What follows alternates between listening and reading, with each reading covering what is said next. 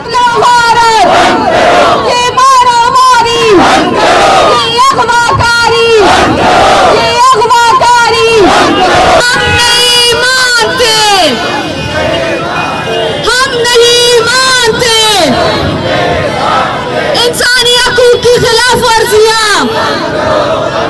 इंसानी हकूक की खिलाफ वर्जियां।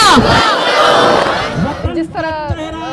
मेरे वालिद डॉक्टर दीन मोहम्मद बलोच को जबरी तौर पर गुमशुदगी का निशाना बनाया गया है आज से 15 साल पहले,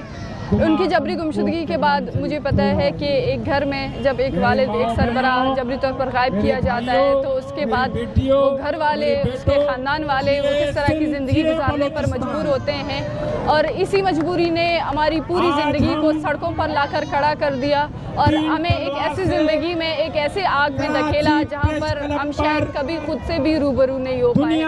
यही जबरी गुमशुदगी है जिसने आज न सिर्फ बलूचिस्तान को बल्कि पूरे पाकिस्तान में जितने भी अक़वाम हैं वो सब इस कैंसर ज़दा जो है जबरी गुमशुदगियों का शिकार हैं और कोई भी इस के शर से महफूज नहीं है। आज चूँकि 30 अगस्त जबरी गुमशुदगियों से मुतासरा अफराद का आलमी दिन है, इस दिन के मुनासिबत से हमने 3 तलवार से लेकर कराची प्रेस क्लब तक एक रैली निकाली है जिसमें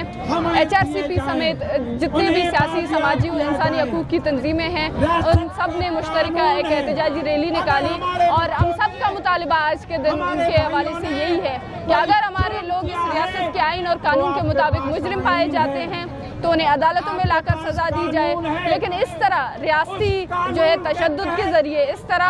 आवाज़ों को दबाने से, इस तरह लोगों को जबरी तौर पर गायब करने से इस मसले का हल नहीं है। और हम उस अदारे को, उन यूनाइटेड नेशन को ये कहना चाहते हैं कि वो पाकिस्तान जो कि इस रेजोल्यूशन का सिग्नेटरी है वो इसका पाबंद है कि वो ये ह्यूमन राइट्स ऑर्गेनाइजेशंस की पामाली ना करे, जबकि वो मुतवातिर ये ह्यूमन राइट्स की पामाली कर रही है तो उसको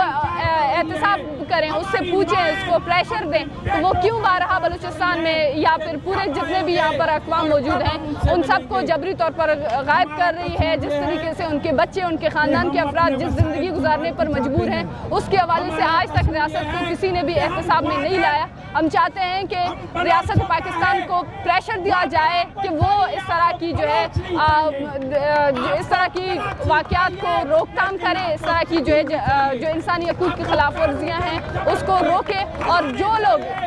मुजरिम पाए जाते हैं उनको अदालतों में लाकर पेश किया जाए।